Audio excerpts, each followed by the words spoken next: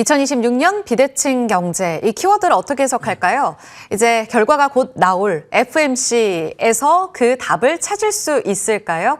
예상하기도 어렵고 그만큼 경계 심리도 뚜렷한 FMC를 앞두고 중요한 분 모셔서 자세한 이야기를 좀 들어보도록 하겠습니다. 강승원 NH투자증권 채권전략 팀장 모셨습니다. 어서 오세요, 팀장님. 네, 안녕하세요. 네, 팀장님이 오셨다는 건 매크로 이슈가 다시 또 도래했다. 네, 맞아요. 이렇게 네. 해석할 수 있을 것 같아요. 저희 금통위 전에 모셨었는데 이번엔 FOMC 올해 마지막 회의를 앞두고 모셨습니다. 이번 회의요. 금리 인하 가능성은 높대요.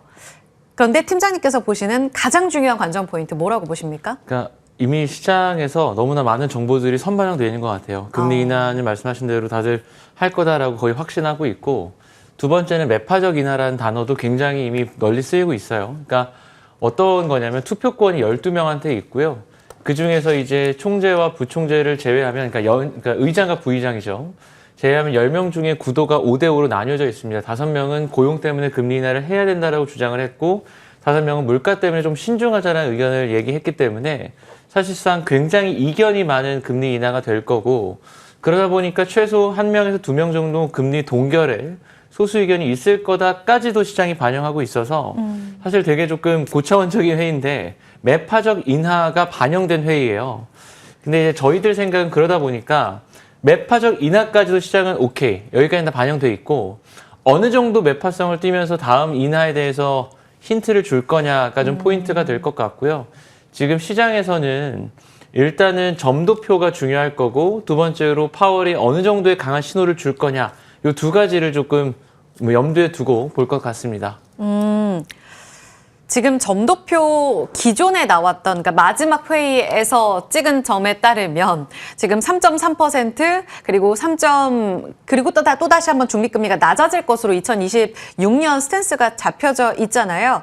지금까지 매파적 인하라고 말씀하신 걸 감안해 봤을 때 시장의 컨센은 어느 정도인 거예요? 일단 시장 컨센은, 그러니까 내년 금리 인하가 지금 한 번 찍혀 있어요. 그러니까 12월 인하를 하고 내년은 점도표에서 한 번 인하를 추가로 할 거다라고 찍혀 있는데, 그래서 그러다 보니까 시장에서도 그건 바뀌지 않을 거다라고 이야기를 하고 있고, 그래서 일단 내일 나올 점도표가 한 번 인하가 추가로 내년에 찍혀 있다라고 하면 일단 중립적인 스탠스가 될 거고, 근데 이게 되게 애매한 게 지금 딱 중간값을 찍은 위원들 중에 한 명만 내려와도 중간값이 바뀝니다. 그래서 사실은 중간값이 내려올 가능성도 있고요. 네. 특히나 제 생각엔 뭐냐면 다음 주에 미국 고용지표가 발표가 되는데, 다음 주 고용지표는 생각보다 조금 부진할 가능성이 있어 보여요. 저희들 생각은. 그러면 사실 파월 입장에서는 여기서 굉장히 매파적인 코멘트를 했다가 11월 고용지표가 안 좋게 나오면 또 굉장한 비판에 직면할 수 있기 때문에 저희들 생각은 시장이 우려하는 것처럼 극단적인 매파적인 코멘트를 한다거나 이러진 않을 것 같고요. 의외로 시장 생각보다는 좀 중립적일 가능성이 있지 않을까, 이렇게 좀 보고 있습니다. 매파적 인하를 반영하고 있는 이 시장에서 덜 매파적일 것으로 예상이 맞아요. 된다. 맞아요. 너무 조금 말장난 어려워요. 같지만 예. 사실은 그런 거죠. 그러니까 예를 들어서 저희가 주식 하시는 분들이 실적 전망을 막 목매달고 하시잖아요. 근데 그렇다고 기업이 가이던스를 막 어떻게 다양하게 줄 수는 없는데, 내부 정보니까.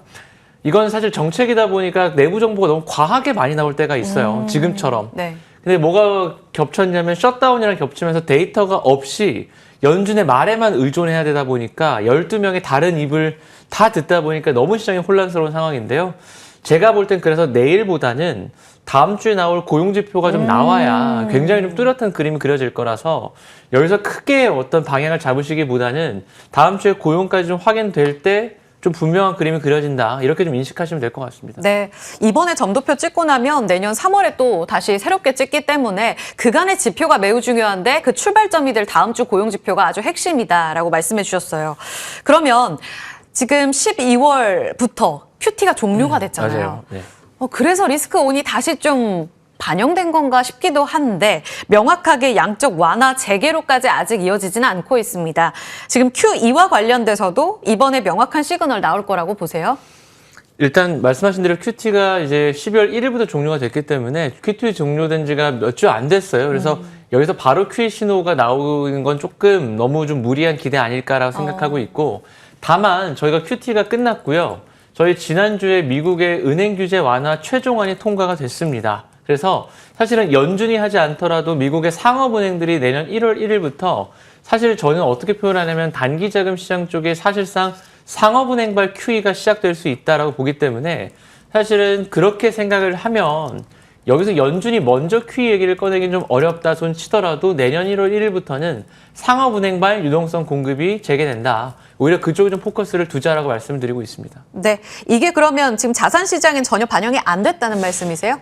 일단은 반영이 전혀 안 된 건 아닌데 지금 시장에서 되게 조심스럽게 반영 중인 것 같아요. 예전보다 좀 자신감이 덜한 건 아까도 말씀드렸지만 매파적 인하라고 다들 인식하고 있기 때문에 파월이 얼마나 매파적일지를 일단은 조금 기다리는 중인 것 같고요. 근데 그게 제가 말씀드린 대로 어느 정도 일부 중립적인 스탠스가 좀 보이고 아까 말씀드렸던 대로 상업은행들의 QE가 상업은행들의 유동성 공급이 내년도 초에 대기가 되어 있기 때문에 그 부분들을 시장에 조금씩 시차를 두고 반영할 거다라고 보고 있습니다. 네.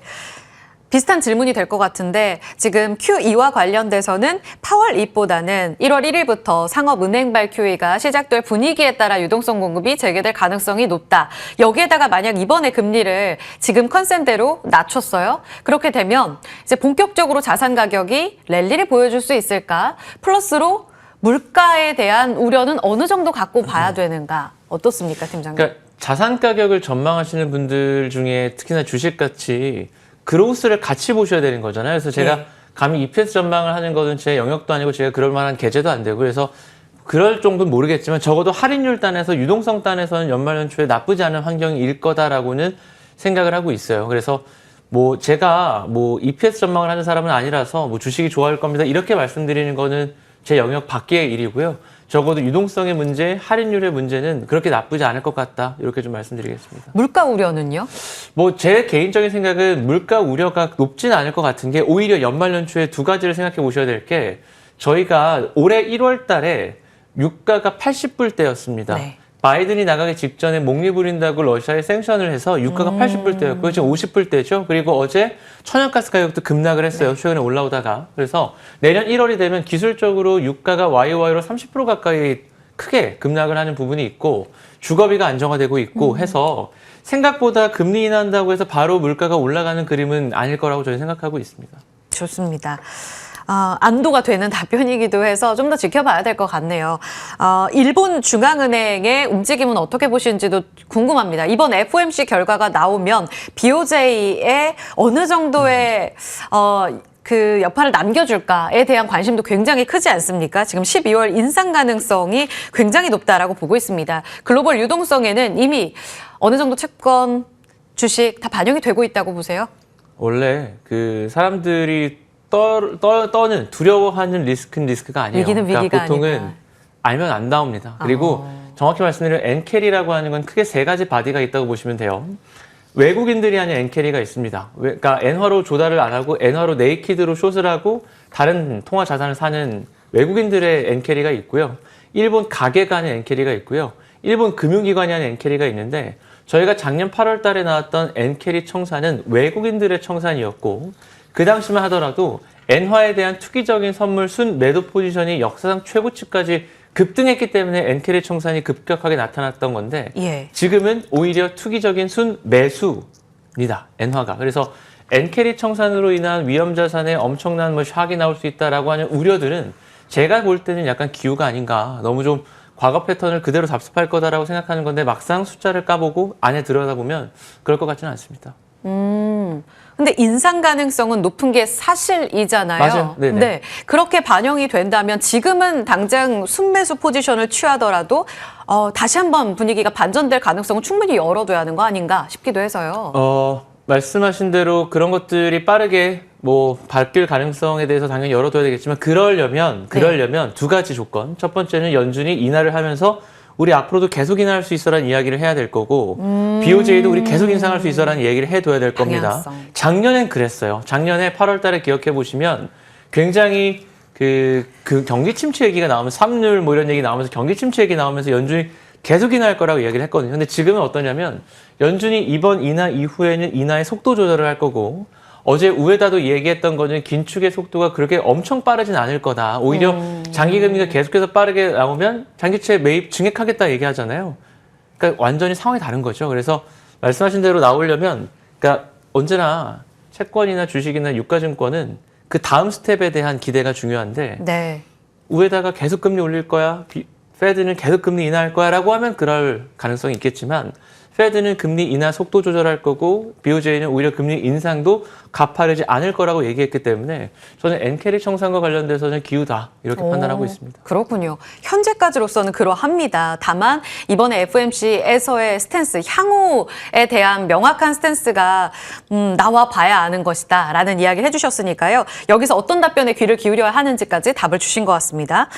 우리 쪽 볼까요? 저희 금통위 전에 팀장님께서 나와주셨었어요. 이때 인하와 관련돼서 종료되는 거 아니냐. 이창용 총재 발언 매우 중요하다라는 이야기들 함께 들어봤습니다. 어느 정도 그 답변은 이번 지난 금통위에서 확인이 된 것 같고요. 한국은행이 이례적으로 3년 3개월 만에 지금 국채 매입하고 있다라는 보도들이 나오고 있습니다. 그 배경 혹시 매크로적으로 굉장히 중요한 건지 팀장님 의견 듣고 싶습니다. 이게 사실은 연준의 QE와는 좀 완전히 좀 다른 정책이라고 생각하시면 될 것 같고요. QE의 핵심은 캘린더 베이스로 정기적으로 쭉 사기 때문에 시장이 이거를 인식하고 미리미리 살 수가 있는 건데 단순 매입 같은 경우에는 일시적으로 개입한 거예요. 그러니까 저희 환율 개입하는 것처럼 예. 변동성이 워낙 커졌을 때 하느니 일시 개입을 해서 하는 건데 심지어 이번에 근데 그러니까 한국은행에서 공식적인 입장이 어제 언론 보도를 통해 나타난 건 이거는 변동성 완화를 위한 게 아니라 뭐 RP를 위한 거다라고 이야기를 했어요. 그 얘기는 뭐냐면 추가적인 매입을 너무 기대하지 마라라는 신호를 보내준 거거든요. 그래서 뭐 그렇게 공격적인 유동성 완화나 공격적인 시장 개입을 뭐 의도하신 것 같지는 않고요. 워낙 변동성이 심할 때 일시 개입 정도를 했다라고 보시면 될 것 같습니다. 마지막 질문 드려볼게요. 오늘 키워드 주제가 2026년 비대칭 경제예요. 왜 이렇게 보시는지, 그럼 내년 자산시장의 키워드는 어떻게 접근을 해야 할지 전략까지 듣겠습니다. 사실 요즘 너무 비슷한 제목들이 많은 게 K-쉐입이라고 해서 양극화 얘기가 많죠. 제가 보고 있는 지점도 바로 그 지점이에요. 미국 같은 경우에는 AI와 AI 외 경제가 비대칭이라서 아니 지금 미국의 증시가 신고가인데 금리 인하 도대체 왜 하고 있는 거야? 미국의 AI 산업은 너무 뜨겁고 좋은데요. AI 외 경제는 천천히 식고 있기 때문에 연준이 금리 인하를 하는 거고 지금 한국의 반도체가 좋은 것도 사실은 사이클리컬하게 엄청나게 글로벌 경제가 좋아서가 아니라 AI가 좋아서잖아요. 그럼 반대로 말하면 한국의 반도체 외 경제는 아직까지 그렇게 뜨거운 상황은 아니거든요. 네. 그렇기 때문에 한국은행이 지금 채권 시장에서는 내년도에 금리 인상 가능성까지 거의 100% 프라이싱을 하고 있는데 과연 그러냐? 과거에는 한국의 반도체 수출 증가율이 고점일 때 미국이 긴축을 해왔거든요. 근데 지금은 완화하고 있잖아요. 왜 그러냐면 지금은 경제가 좋아서 긴축하는 것이 아니라 경기는 어쨌든 식고 있어요. 반도체가 좋은 거가 한국 경제가 좋은 거는 차별화를 둬야 되는 거고 AI 좋은 것과 미국 고용이 좋은 건 다른 겁니다. 그래서 저희들 시각은 올해도 미국 같은 경우에는 증시도 신고가고 채권 시장도 좋았는데요. 내년에도 뭐 미국 증시와 미국 채권 시장 모두 좀 낙관적인 그림 저는 보고 있습니다. 좋습니다. 중요한 내용까지 다 듣고 마무리를 할 수 있어 다행이네요. 오늘도 고도의 심리전을 앞둔 FOMC 전망 그리고 내년도 전망까지 자세하게 들려주셨습니다. 강승원 NH투자증권 채권전략팀장과 함께했고요. 저도 같이 인사드리겠습니다. 고맙습니다.